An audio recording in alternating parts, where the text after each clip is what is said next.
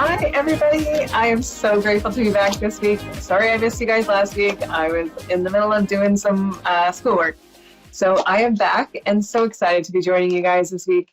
I just want to give you guys a little bit of an announcement because some people have asked me when my next quantum class is going to be. It's going to be July 10th at 11 a.m. Eastern Daylight Time till 2 p.m. Eastern Daylight Time. All the information is on my website. Look under calendars and it will give you the link to that. So I just wanted to not forget that. But let's chat a little bit before we dive into some healings tonight. So a lot of people have been curious about all this energy that's going on, the solar eclipse, and then we've got retrograde, and then we've got now the new moon coming up. So all of this stuff can wreak havoc on certain people, on certain body types, on certain mindsets. The thing for me is I don't pay attention to any of that stuff. I allow myself to just step through whatever is in front of me. The moment you bring in that notion that something is going to happen or something is going to be wrong, I'm going to be tired, my body's going to hurt, I have aches and pains, then you amplify it, right? And then it feels like you can't get out of bed. It feels like you're an empath. Oh, this energy from these people is making me tired, and now I don't feel well, my body hurts. So I tend to stay away from that kind of stuff. I recommend everybody do it as well. But the key to right now is with this retrograde and all these moons and stuff is to stay grounded and drink lots of water. To stay grounded, this is one saying that I tell all my students and my clients. I command myself to ground. Any energy that I don't need or is not mine, please take back to Mother Earth, and she will recycle it and bring it back up for us as like flowers and trees and grass. So it's okay to give her that energy. She transmutes whatever's wrong with it and then brings it back up as love, right? So the more we can get this energy out of our bodies right now, the better, because then it'll help with this ascension that we're going through, right, to the higher vibrational levels. Make sure you're drinking really good water. Water with no fluoride is best. I've seen a lot of people drinking like those plastic bottles of water. Just be careful because usually they put fluoride in that as well.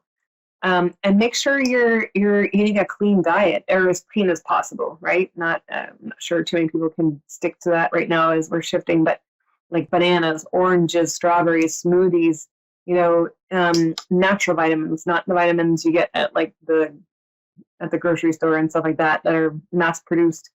Find those places that offer you like the clean supplements. A lot of people have asked about like HQ and the zinc and stuff like that. If you can get your hands on it, sure, right? But we have to be in the mindset that nothing is going to be in our presence that we don't allow. So my biggest thing is with this whole CV thing, it's never existed in my reality since day one. So if it doesn't exist in your reality, it can't exist in your body. Right? So try adapting in that mindset. And we have our first caller tonight, Sharon. Hello, Sharon. How are you? Hi, from United States, Washougal, Washington. That's so awesome. I'm in Ontario, Canada. It's so nice to have you on tonight. Thank you. Yeah, so I was going to just tap in and do some healings tonight. Is there anything that you got going on, or do you want me to just tap in and see what's up? And if any messages come from Spirit, we'll add that in, or if any messages come from Source as well. My sister's husband died. I was just wondering if maybe Johnny Ray would come through. He's my brother-in-law. But if not, anything will do. Well, let's bring him in because he's like tapping me on the chest now. It feels like lots of raspy in the throat and the chest. Did he die of something within the esophagus, lung, chest area? It feels like hoarse. He had an enlarged heart. I think he was in pain a lot. Yeah, definitely. They're showing me the valve in the heart. Well, he's like over here and then up. So whatever it was, it put a lot of pressure and strain on the esophagus and then up to the throat. He's saying he didn't know how to communicate. It was like tough for him to say certain things, tough for him to communicate, especially with loved ones. I don't feel like he wanted to go. He's like, I wish I could have stayed. But he's not hurting. He's at peace. Like is I feel like there's somebody in your family who's like so still worried about like, is he okay? You know, did he have pain? And he's saying, please, please, please reassure them that no, I had Okay. none. Yeah, my sister doesn't have closure with him. Her name's Karen, Susan. Yeah. And I just wonder if he has anything that could help her get some closure. Yeah, it's almost like I know on like because I do this so much, it's kind of like she has to forgive herself for whatever she's holding on to. It feels like she feels guilty, like she could do more, she could have done more, she should have done more. You know, and now she feels lost without him there. Um, he's by her all the time. The throat stuff, though, and I feel like she's picking up some of this as well, like, because she doesn't want to speak about it. Like this sore throat that's going on, it's like direct center for both of them, right down here. Right? So this whole raspy throat thing is them. It's not even me. I came on here, it was fine. Right? Now all of a sudden this is all inflamed and it's sore and it's swollen. That's because they're not willing to speak to each other. He's standing right there and she feels that he's in some far off place and she can never talk to him, but he's literally like right beside her over this right shoulder. He's giving her comfort and support and let her know, just start talking to him. He goes, I'll answer. She has to believe that she can talk to me and I'll answer. I think her trusting in herself to know that he is there, that will bring her comfort. And he's just saying, tell her I didn't suffer. Like when you pass over, you pass over. He walked in right to her arms and it's kind of like he passed through because she wasn't ready to receive him. I feel like she felt that. Yeah. I don't feel like she stays up at night crying because he's saying I watch over her while she's sleeping and it's like she's crying. Probably, yeah. When I visited her last time, she just felt like she didn't have any closure, and he just kept coming up in our conversation. Yeah. Does she ever talk about the will to live? Because that's what he's telling me. It's like she wants to pass over so she can be with him. She hasn't said that, but I know she's in pain. Yeah. It feels like she's at the breaking point. So it's either like, I've got to make a decision here because I can't keep living this way. And he wants her to step in and keep living, not to driving herself sick over him. He didn't do it on purpose. Like, but she's holding on to so much of this grief that she can't like move past it and heal. And he's there supporting her, letting her know that he'll help her. Okay. And I always thought he was a nice brother-in-law. It's fun to joke around with him. Yeah, so I feel it in your voice too. Like I feel like you need that.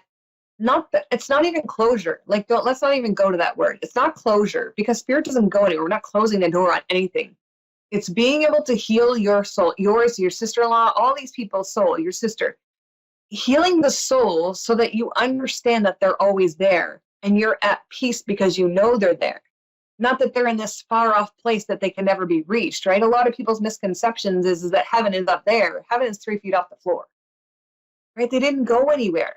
So it's embracing this together. He's showing me, go get together and have a fire and sit down and shoot the shit, is what he's telling me. It's kind of like y'all need to sit down and let this stuff like out, right? Because communication helps us to release. Sit down, hash it out, tell the stories, and then feel the release. And he's the one saying it. He's like, you guys need like a little powwow.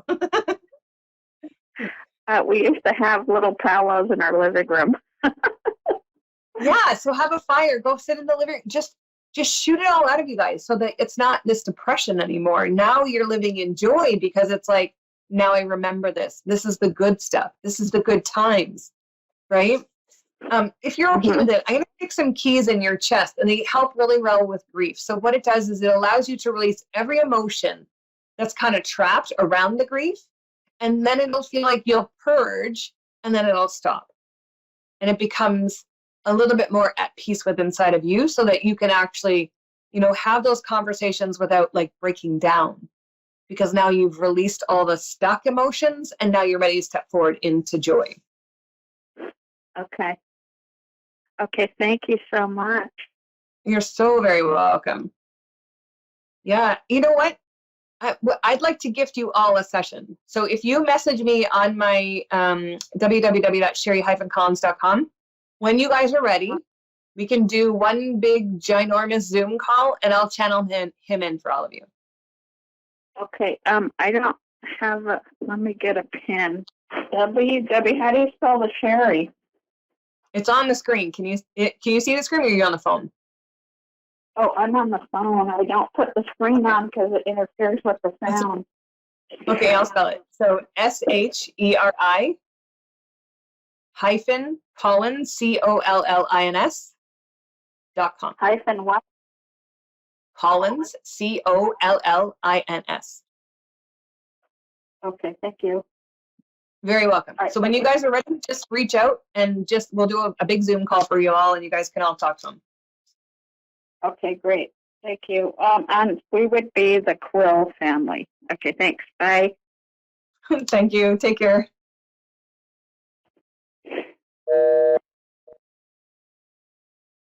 Oh, so awesome. He was quite funny. Yeah. So let's just jump back into some of this energy stuff too. So as we go through these shifts and changes, let's just tap in with that family that was just on. So sometimes with those processes of people passing over, even especially now with the energies rising, it becomes amplified. Everything becomes amplified. So it's allowing yourself to have that moment to grieve, or that month to grieve, that whatever, however long you need. But it's just learning and understanding that that's not the end, right? That there's more for them, that they're coming back, and that they've never left, right? It's like a print of themselves that's always here, right? And it's for us, who every single person on this planet has psychic abilities, it's just tapping into them. But it's allowing them to come forward and stay in with us. All right. So we have Mary from Niagara Falls. Hey, Mary, how are you? I'm good, thank you. How are you? I'm great, thanks. So let's tap in and do some healing work for you. Do you need anything healed tonight that you want to tell me, or I can tap in and do it for you as well?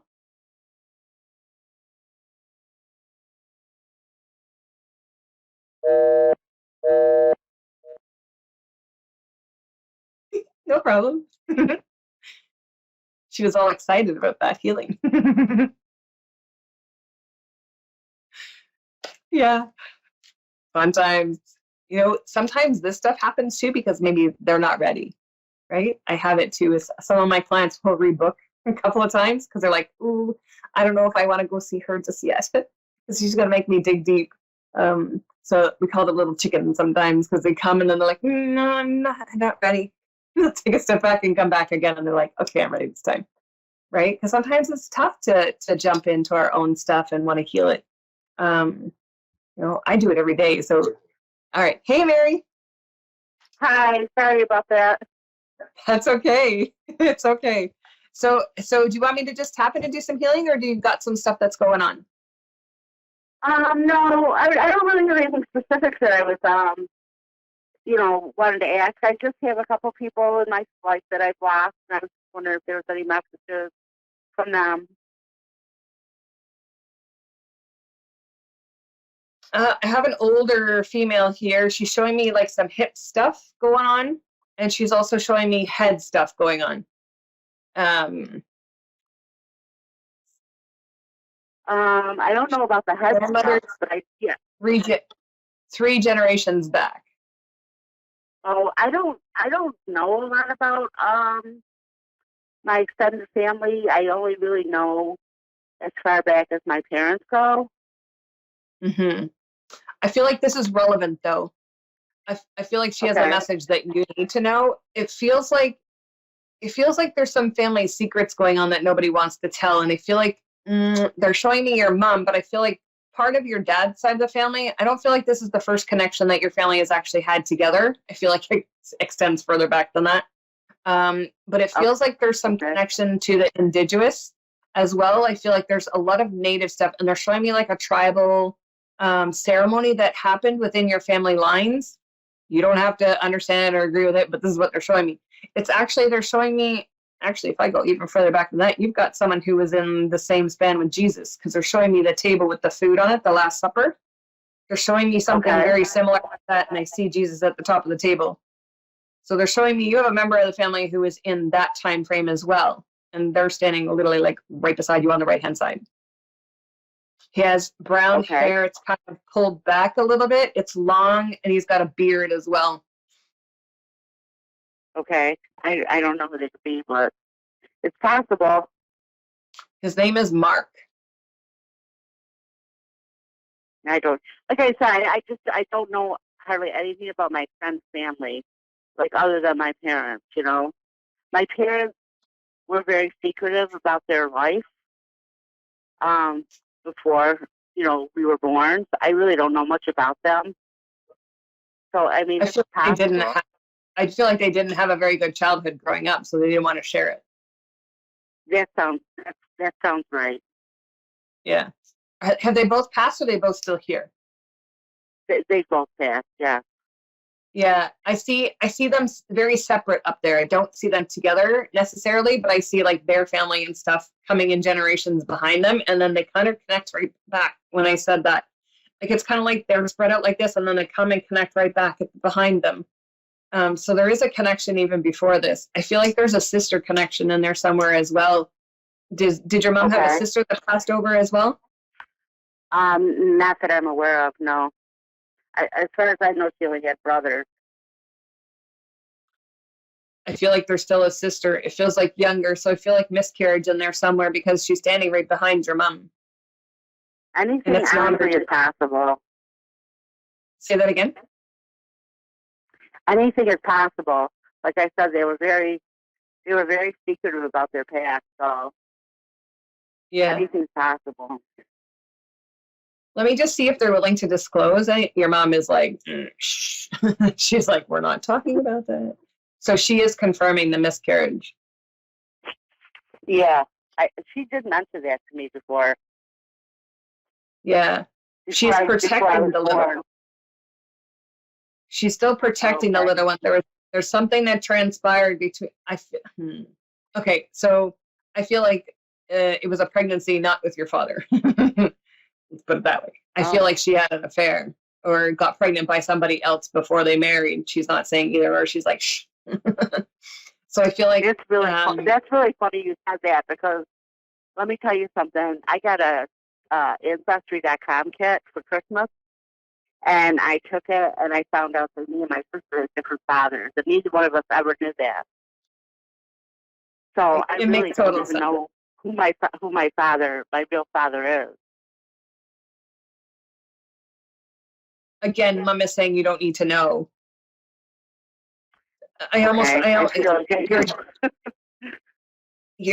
So let me just, like, your dad's even saying, be careful what can of worms you open. And I will tell you this from experience. My mom was adopted by my grandmother. Yeah. So basically my generation line stops at my mother. Okay. If I go chase after her family line, I open up all of their karmic energy into my field. I don't want their crap, right? I don't want their traumas. I don't want their, so be careful. Your dad is saying, like, he's literally got the can of worms, like he's going fishing. He's saying, be careful. So it's kind of like, I can see that. Yeah. I feel like the person who came in where that happened, and I don't think it's just you. I think this other child, same thing. I feel like your mom still needs to apologize to whomever those people were in her own life, where she's stepping back from me now. She's like, nah. We have to be able to say, you know what, I forgive myself for doing that. It wasn't in alignment with what I wanted. So I feel like you need to do the same thing. And your mom's showing, listen to her. She's like, do that, right? Because we need to be able to set ourselves free, right? Like your mom is standing by you all the time. And it's kind of like, I feel like the connection that you want with her, you feel like it's already passed because she's passed. But I feel like she could give you lots of info if you connect to her. Like, I feel like now is your opportunity to sit with her just in quiet and bring that in. Your mom's even saying, like, you're going to get sore throat asking me all these questions. Right? She's quite funny. Yeah, she is. And I do feel a strong connection to her still. And I'm not angry about her, about the father thing, because I don't know the circumstances of what happened. Yeah. So my mother and I had a very close relationship. But do have one question for you. Ever since my mom passed, it's been over 20 years. I've seen the number 444 almost daily. 444, 444. And I don't. It's like I feel like someone's trying to tell me something. I don't know what. That's just her letting you know she's there. So it's kind of like, You know, the number shows up because you're looking for that connection back to her, or something is connecting you back to that mother instinct, and she's giving you the number every time. She's showing me her sitting down at this little computer going, here you go. Here you go. Like she just keeps firing at for you to pay attention. I had a feeling it was her, because every time I see those numbers, I'm always like, oh, hi, Mama. You know, like, I know you're here. Yeah. Yeah. So keep doing that. Yeah. Say, okay, now show me this. Show me this. Right? Get her, give yourself the reassurance of asking her to help you more. Like say, Mom, I want to manifest this today. Can you help me get it? And she'll go get it for you and bring it to you. Right? So now you're building that connection back to her where you don't feel like you're missing something from them. Right? I think part of you feels like I'm missing them because they're not physically here. Like, don't worry about their past stuff. Like, she's like, if you really want to dive into it, we can sit down and chat about it, but it's not relevant right now, right? It's time for you to live and move forward. But she's saying, like, bring us in and we'll help you do whatever you want. Okay. I'll make sure I I want to do just that. say this because she's being a little adamant. She said there's secrets from your grandma that you don't know either, and this is why some things is harder to say than others. So it's not just her. Like, she's trying to make sure that there's a lock and a key that goes behind her. So she's saying, just, I don't know if you're ready to open that lock just yet. Yeah. That's what my sister always says too. My sister said if they wanted us to know, they would have told us to let it go. You know? Yeah, I think your dad did a good job of like hiding his emotions because there's some stuff going on in his chest that he hasn't resolved. Even though he's over there and they get rid of all their stuff, the karmic energy is still there where he feels wounded.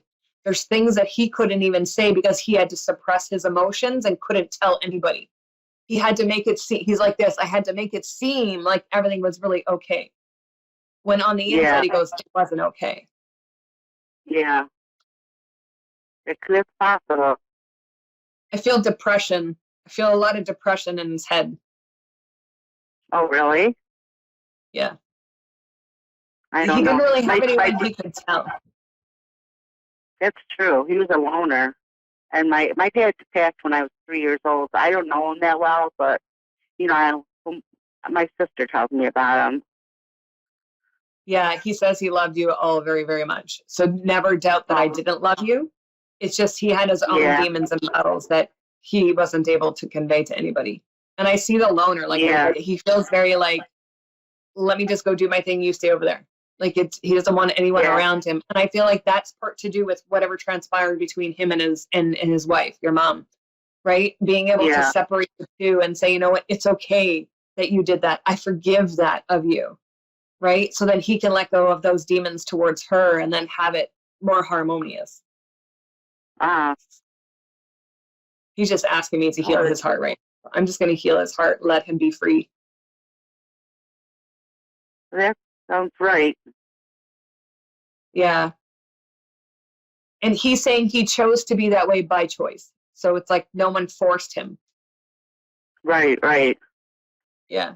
I'm seeing like high school and like grade school, not high school, but it feels like more grade school where like he only had maybe one friend and then that was it. Like nobody, he wouldn't even allow anybody else to come into his space. It was kind of like, nah, you're okay, stay over there. Yeah. So that didn't change. Sister kind of described him. Yeah, that didn't change and that's okay. He's saying he's at peace with it now. And he's like, thanks for the heart stuff. So he feels lighter. His energy feels lighter. And I feel like those two are going to just sit and, you know, heal that wound between the two of them because I gave her a little bit of healing as well.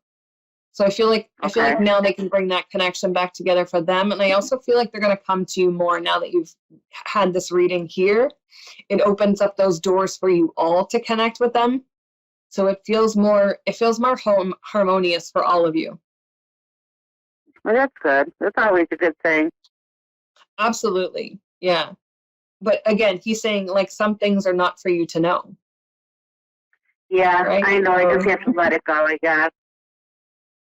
You know what? Just know that they've done what they've had to do to bring you here, and that you love them so much for the life that you were given, and then just be at peace with it. Yeah. They're at peace with it, right? They're not, it's only once we start digging into whys and stuff that it's kind of like, oh, okay, here we go, right? So for them, it's like they're okay to disclose some things no, right? Like if I sit here, I can like tap into your mom more and she'll tell me everything I want to know. I want to know, but how much of it do you want to know, right? I'm not going to overstep to give you information that you're not ready to hear either, because that's not fair, right? Yeah.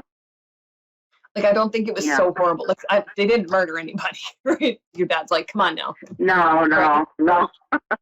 So yeah, it's bringing peace and closure to help you step forward, knowing that they're okay and that, you're supported. Okay.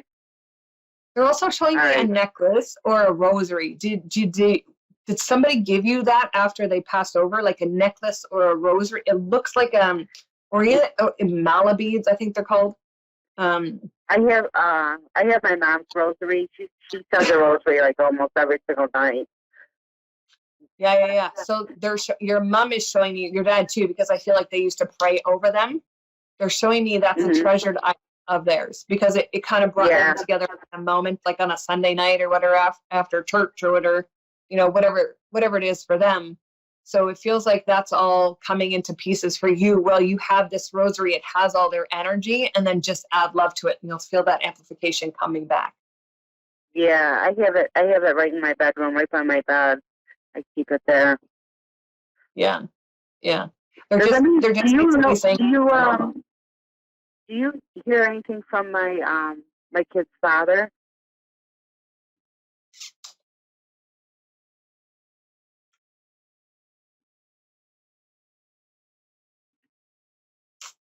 was he a smoker? No. Very anti-smoking. There's a gentleman here who's tall and he's a smoker. And we're gonna run out of time, but he's not by you just right now. There's another gentleman who's a smoker, heavy smoker in the chest. I feel like he's more like an uncle or grandfather, and he's coming in first. My father was a smoker. Yeah, it's not him. So I just heard a whisper. He won't show me what he looks like, but he said, I love you. Okay. Yeah. That's cool. I have to let you go before this cuts out on you, but thank you so much. It's been an absolute pleasure to meet with you tonight. Thank you so much for coming and joining me. Thank you. I appreciate it. Awesome. Have yourself a great rest of your week. Thank you so much, everybody. You guys are amazing. I hope you guys have a great rest of your week. Much love to you all. Much love and light to you and your families. Enjoy your weekend. Bye.